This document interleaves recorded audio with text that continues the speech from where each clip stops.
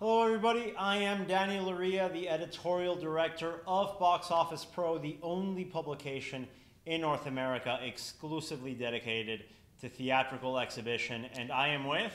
I am Rebecca Polly, Deputy Editor of Box Office Pro. We are here bringing you a very special Box Office live session. Special not only because we are at CinemaCon, thank goodness, but special because this is the first live session we are doing where we are actually in the same room. I know, in person. It's kind of weird. We're nervous.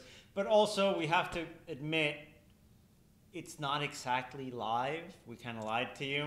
We tried to do it. If you've ever been to CinemaCon at Las Vegas, you know the Wi-Fi, not reliable. Not to be trusted. At all. So we're here. We're going to do a quick video for you guys going over our key takeaways and highlights from CinemaCon 2021. Let's start with some of the highlights of the show, Rebecca. After that, we can go on a studio by studio basis on what stood out for us from those presentations. Let's start with the first takeaway that I think we've both realized is one of the main conversation points. Absolutely. The theatrical exclusivity window. Surprise, surprise. Every time exhibition and distribution get together, this is probably the one big sticking point. Rebecca, is it fair to say that this is maybe the most tension that we've seen around this topic? Oh, I would say there's definitely quite a bit of tension, and we'll speak about this a bit later on, just in terms of the differences in between the presences that various studios have had at CinemaCon and how those were received. But you know, if you've watched our live sessions before, listened to our podcast, nudge nudge, awkward plug, things are coalescing around maybe a 30-45 day theatrical window. Nothing big here to shake that up. Obviously, Daniel, no studio is going to come to CinemaCon and say, we're going to start pushing things day and date, because there would be fisticuffs. Yeah, I don't think anyone's going to do that, at least here in person. But what we have seen are very, let's call it divergent approaches to what is said in public here. Yes. Even though we're seeing a push to a 45-day theatrical exclusivity window in the United States, we have to stress there doesn't seem to be consensus around it. So let's start in the beginning.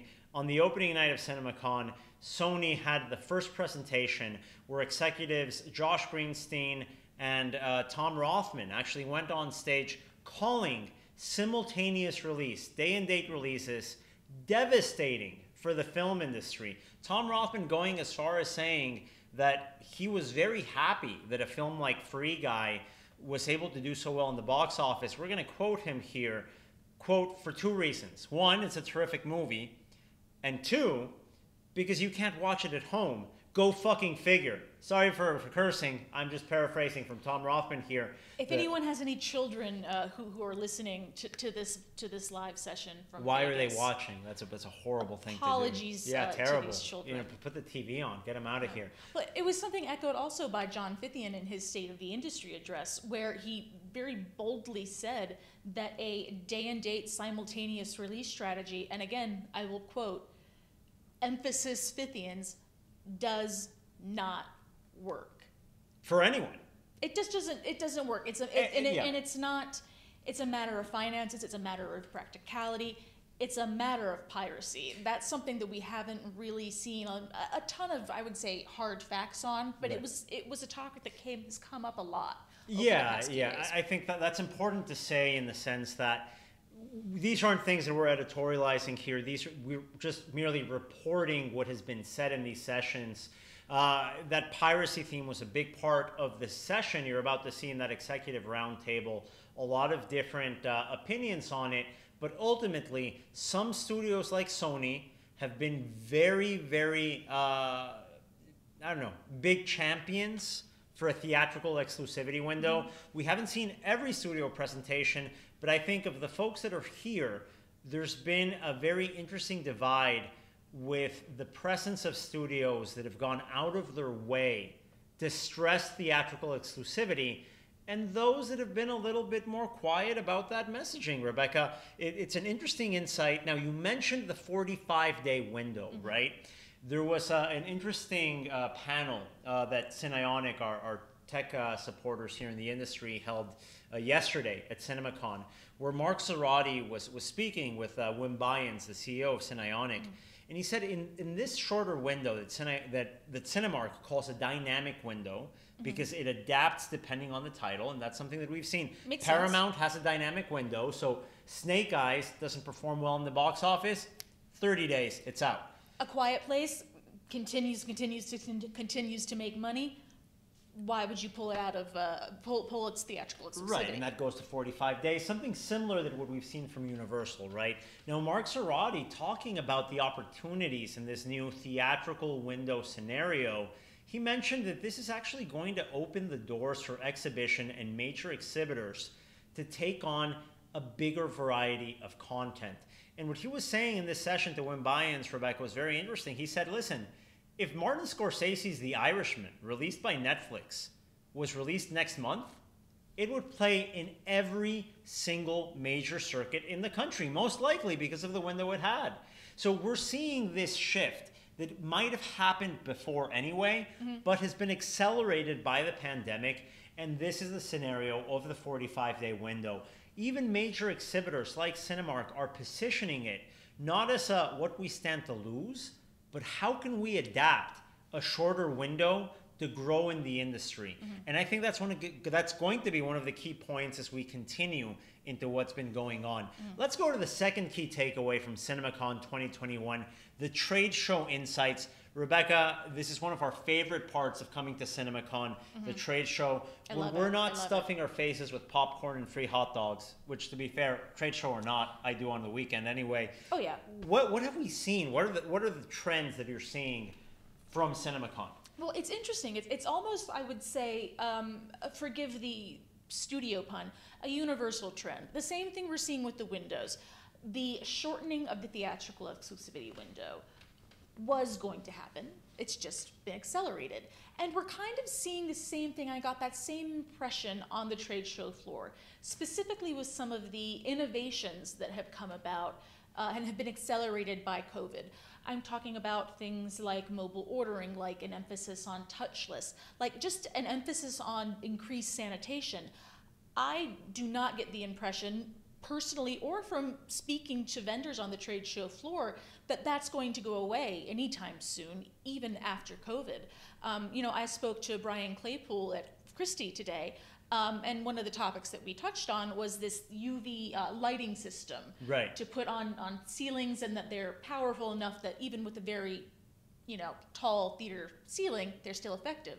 And he told me we were actually working on this before COVID. Right, and now it has a possibility to be a viable product regardless of the pandemic. So we're seeing those innovations, as Rebecca says, like mobile ordering. It was happening. It was happening. Digital ticketing. There's no reason for these trends to be pandemic-only trends. We're seeing them pick up. And like you say, Rebecca, I think one of those key takeaways is those innovations that caught traction. Private cinema rentals. How many times have we heard that? They'll probably be here to stay in one form or another after the COVID-19 pandemic. Rebecca, one of the insights that I have from going to the trade show floor was, listen, it's not a regular trade show floor. I think everybody knows the travel restrictions from all the international vendors kept a lot of folks that would have loved to come. It kept them at home. But it has created an opportunity for those that were able to go to make sure that they could connect with the exhibitors that are here that have SVOG money and that are looking to invest it in a way to complement their offerings in their theaters to be more competitive against televisions at home. It's something I ran into several times. There are not that many people here at CinemaCon this year, obviously, but the ones that are, especially the trade show, they're serious. And they're here to buy. It's the SVOG shopping mall at CinemaCon 2021. I've heard that exact same thing, that it's fewer people, but the ones who show up, I'll quote, I forget exactly which vendor it was, but he said they're serious leads. It's people who are serious about it. And frankly, it is a different year. It is fewer vendors, it is fewer attendees. I know that was a concern for a lot of our vendor friends, but I've heard from many of those people, it was actually a bigger crowd than they feared or perhaps even expected. I heard a lot of people being pleasantly surprised at the atmosphere of the trade show and at the number of people who were walking the floor. So that's a positive takeaway for me. It's a quirk of this event, right? We just didn't know how this was going to fit in to business as usual, as all of the viewers right here are used to going to these conventions. What's it going to look like when they come back? Well, the specific market conditions are not everyone has a lot of money, but a lot of people have some money. And they're using that money for in-theater investments to upgrade their experiences. And frankly, a lot of people are just so happy and just thrilled to be able to reconnect with people in person, not through a screen. Not like this. Not like this. Yeah, we're just shooting this ourselves is great. in the foot. We love you all, but I mean, I have sensed there's a real solidarity here between the exhibitors, between the vendors, between the entire community that's here. It's a real, we're all in it together. It's a communal atmosphere, right? I do not really feel much by way of competition. But come on, let's be honest here at the same time. I think there's a communal atmosphere between vendors and exhibitors. Yes, yes. There, I think, is a very clear market tension that sustains between studios and these two aspects of the film industry. It's a very tough time. We're not trying to place blame on anybody. It's just a reality. There are a lot of heated emotions right now. Everyone's gone through a very difficult period, and there are still scars and wounds left to heal. But let's focus on some positives. We know that those tensions, they've always been there. They'll always be there. We still find a way to work together between exhibition, vendors, and distribution. I'm not too worried about that, to be honest. No.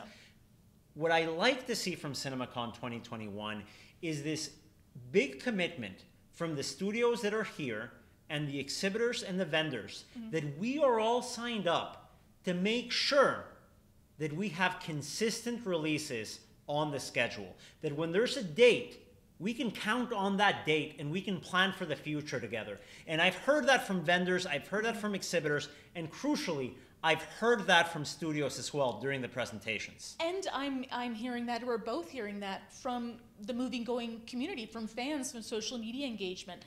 It's been so wonderful just to walk the CinemaCon hallways and see posters with dates on them and to see that these studios are putting effort into marketing these films. House of Gucci, Addams Family 2, big marketing presences here. And listen, we're here, we're posting things on social media that we find funny, that we find silly. People we've never heard of are retweeting or liking these things. The fan community is engaging with new film content, and we've overlooked that. Because let's look at the reality of things. The Lady Gaga fan community is not it's massive. Underestimated. But that's such an important point about CinemaCon, right? It's important in launching new marketing campaigns. And we've been talking about the same movies to the same audience for 2.5 years. We need new content. Me on Twitter, oh, did you see? Could you take a picture? Is there a Spider-Man thing? I heard there's a Spider-Man thing. Can you say if there was new footage from this film or that film? The response, I mean, we have the metrics around the Spider-Man No Way Home trailer. Unbelievable, right? So Sony just released the metrics around the Spider-Man No Way Home trailer that was launched here at CinemaCon 2021. It was leaked online a little bit before. But hey, it's such an important part of this show for it to create buzz around the fan community, around the consumer community. People are so excited that it is tying in with Sam Raimi's original Spider-Man trilogy. They're pouring through the trailers, looking for Easter eggs. We both experienced this with an upcoming Neon title, Spencer. Right, You post anything related to Kristen Stewart. It gets retweeted over and over. People are engaging with this content about new titles coming up. And it's content that they have not seen for 18 months. Right. Continually. Well, yeah, it's been an incredible reception, I think, of the few fan-driven titles that have come out and brought in new footage. I have to include titles like No Time to Die. We saw a great car sequence at the presentation there. It was fantastic. We also saw footage from The Matrix 4. A lot of, and these aren't things that aren't on that are on YouTube right now. No. These are things that are exclusive to CinemaCon that the fan community is looking out and seeking out, and that's so important. Chomping at the bit to find out more. And so we have an event now, and this is the importance of CinemaCon 2021. We have an event that is acting as a platform, as a launching ground for these marketing campaigns, and to communicate with audiences. New movies are coming to cinemas. We haven't had that yet. It's so refreshing to have that opportunity. New movies are coming to cinemas sometime. New movies are coming to cinemas, and we have a month, and we have a date, and maybe there will be slight variations, hopefully not because of any spike in Delta, but you know, there are a ton of movies coming out, and things might shuffle a week here or a week there just to make sure studios are stepping on each other's toes as little as possible. But there's a structure, as you say, Rebecca. There's a structure that's so important, and we're seeing a commitment, really, across all aspects of the industry to commit to a consistency of theatrical releases, right? Now, that leads us into probably what you guys want to hear about, us talking about the studio presentations, what we like.